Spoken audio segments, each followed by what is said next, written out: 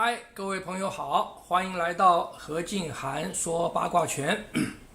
不说八卦，只说拳。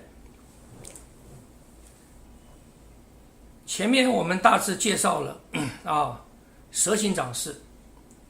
蛇形掌式就牵涉到了关节的伸缩跟筋的使用跟锻炼这个部分是这个初学八卦拳很长一段时间的这个锻炼的内容。接下来的是什么？接下来是扣掌式。扣掌式指的是什么？就是练的指爪之力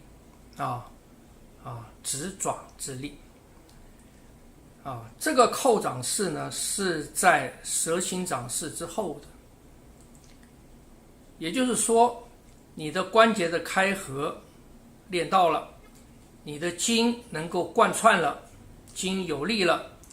这个时候才可以做到练出来指爪之力。所以这个所谓的指爪之力不是指爪本身的力，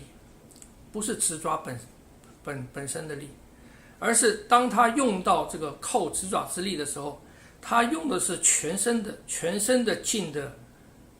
贯穿，而贯穿到指爪之上，这个叫做指爪之力所以在我们的练习当中呢，也许虽然一开始我们也练，我们只练比方讲插绿豆这些，可是不做太这个强力的训练，因为指爪之力的根基不在于你锻炼手掌或者指爪的肌肉力，事实上他们没有太强的肌肉，指爪没有太强的肌肉指爪你自己摸看是筋为主的那就像我们吃螃蟹，吃那个螃蟹的螯你拉那个筋，它那个螯会动这个控制是在后面的在筋的，所以这个是所谓的指爪之力因为有指爪之力，所以八卦的很多技法都在指爪之上，很多技法在指爪之上而指爪也是在近身搏斗的时候很好用的，因为它的变化多变化多，劲力集中透所以在近身打斗当中，它可以造成这个快速比较尖锐性的伤害在这个地方讲一个也是宫保田的故事当年在山东那个地方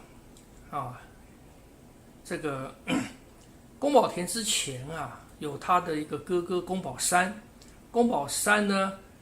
比宫保田大很多在宫保田回到青山以前，青山村有6个拳方都是宫保山在教，那宫保山呢也是尹福的徒弟那这个部分比较少人知道，所以呢青山村很早就练八卦拳了，所以也有青山的这个徒弟到外面去教拳烟台青岛都有的，那就难免跟当地的练其他拳的在这边我就不说是什么拳了跟其他拳的呢发生冲突在谁比较厉害大家比试打来打去，我说的会产生这个会结怨到后来呢，就怂恿双方的师傅出来比试那么到最后不得已了宫保田呢就出来了，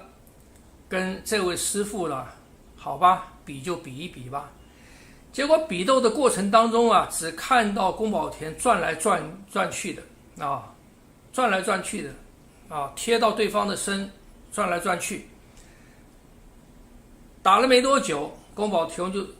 就一拱手就走了。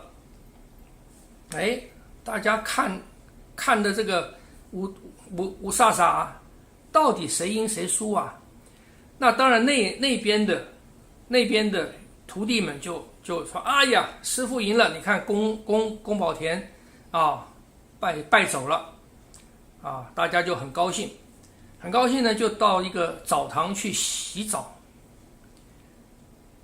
洗澡，他脱下褂子，往墙上一挂。他徒弟说：“哎，师父，你这个褂子上面怎么这么多洞啊？”他一看，褂子上面在一些腰眼的地方啊、肋间的地方啊、一些要害的地方啊，都一个小洞，一个小洞。他马上知道是宫保田留手了，宫保田不让他难堪所以赶快背礼到青山村去认输，不但认输，拜宫保田为师。这个拜师不是要学艺的是他本身有他的成就只是表明说我输了，我服了。所以宫保田在跟别人打斗的，他常常是这样，他就两个指头在这个布上面一拧一戳，这个布就破了这个就是他的指爪之力老实讲，练八卦，这个手上面指爪上面的功力是很重要的很重要的。但是这个东西真的不容易练那这个故事又告诉我们一件什么事呢？又跟我前面提到的中国武术不结仇这个观念有关的。我们中国武术有句话说，杀人容易，伤人难。杀一个人很容易随便人都可以拿把刀什么杀人了。可是你不杀他，你能杀他不杀他，而只是伤了他，比较难。伤人容易，擒人难。你要伤他很容易，可是你要不伤害他的情况下，把他擒服住让他不能动弹，这比伤人要难。伤人容易，服人难。你要伤害一个人或者你要擒一个人，让他没有动弹能力也容易。可是你要在不杀他、不伤他、不擒他的情况下让他心服，这个就更难了这就是以前为什么我们讲诸葛亮七擒孟获，为什么要费那么大的事情，把孟获抓来放了，抓来放了因为他七出祁山的时候他不能让背后有一个孟获这个敌对势力在，所以一定要收服他那宫保田在这个故事里面他做的事情也是这个事情。因为双方门派底下的争执很久了吵来吵去，打来打去，很久了。那怎么消弭这个争端呢？你不能杀他，不能伤他，不能擒他，这都是让他觉得受辱的事情只有让他心服。那这个就是让他心服的方式所以这个故事说明了一个是指爪之力的使用八卦拳在指爪上面有非常多的这个招式非常多的招式。第二个是武术比试的时候以不伤人为念以不伤人为念这个都是前辈们留给我们很重要的这个教训，也是中国武术里面很珍贵的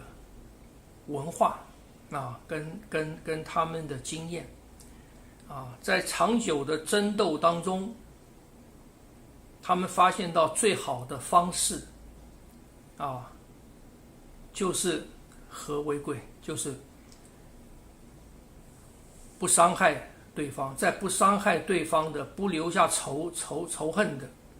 情况下解决问题。所以武术虽然是练打的武术虽然是练打可是最好是不要用，所以叫做最没有办法了，不得已了才用武力去解决问题而一旦用武力解决问题，你就必须一劳永逸。可这个在现代社会是不可能的现代社会是不可能的。所以各位练武的要谨记这个事情练武过程当中跟别人的交往不留仇恨，不留怨念那么如何在这个和平的情况下还可以去积极性的发展武术，让武术进步呢而不是和稀泥和稀泥的你好我好大家好，这个就需要我们现代练武术的人的智慧了好，这个是提到了执爪之力联想到的一些事情，给各位参考这一集就到这个地方，谢谢大家，下回见。